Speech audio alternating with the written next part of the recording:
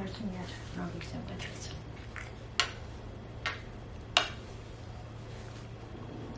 Guys, this is quite embarrassing because I realized that it's been 4 months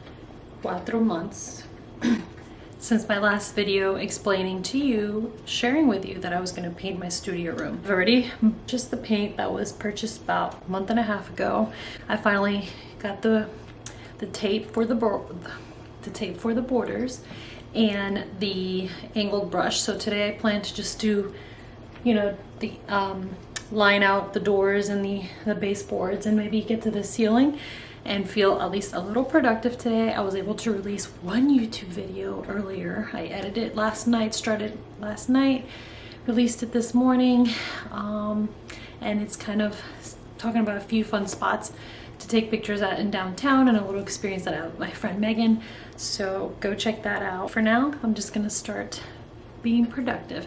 Before you start a paint project, think about like some old clothes that you don't wear anymore to paint in. I messed up one of my favorite pink leggings and have regretted it so much. So be mindful of that.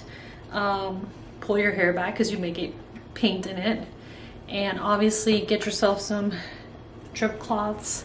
Like I said, some of the tape to keep some nice clean lines. Don't dip too much. Don't get too much paint where it's going to be globby. Just kind of get yourself used to just dipping a little, wiping off and starting. But we'll see. I'm not that good with straight lines, so I'm going to try my best. But I already can tell that this is really good lighting for future videos. I'm excited. All I'm really doing right now is blue taping, and I find it easier to just grab a piece and just like piece by piece line them up instead of like unrolling the tape and sticking and cutting at the end. Something that I have found easy, and I have plugged into some nice soothing music. So I'm not gonna rush this.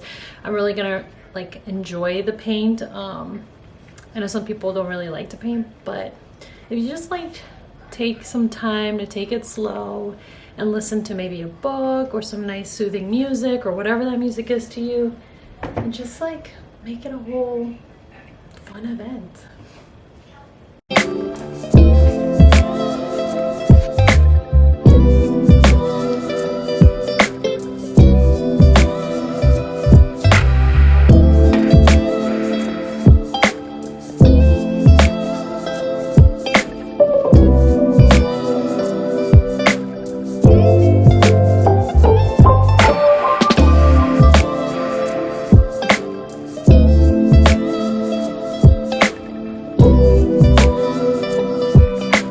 Update. So I am just painting the borders, and I've noticed that I'm not very generous with the paint, so like I'm seeing it be a little spotty, and I think I might need 2 coats of paint. I thought that this was a light enough gray paint that we had, but I'll show you a little close-up on some of it and just like give it a second touch.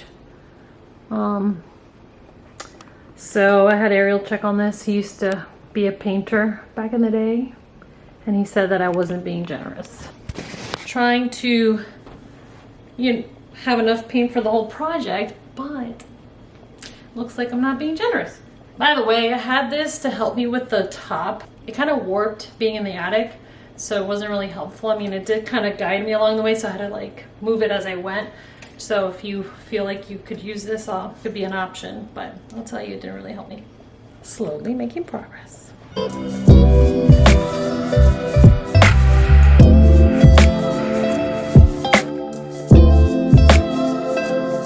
So I just started foam rolling, and I honestly feel like this part is more exciting than outlining. The outlining is a little slower and it could be soothing, but this is just like satisfying to see like the paint just like glide on. And there's a trick to it, and I've learned this from Ariel. So you go straight and then angle, straight, angle, and you kind of have to look along the way to make sure that there is no spongy texture to it, and just kind of like go over a few times, but don't put too much pressure. I've noticed that it's easier to just glide it up and down a few times and just kind of let it spread out, and not so much pressure. When you put pressure, it tends to separate the paint. You can see the spots around. I'm enjoying this so far.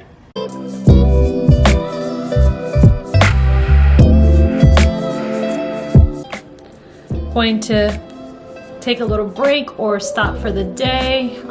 Again, I might need some paint. And a little tip, if you guys need to come back to work, put your paintbrushes and rollers in plastic bags, and ideally with no air really getting through, and that should keep them moist for the next day. So if you didn't know that trick, you're welcome.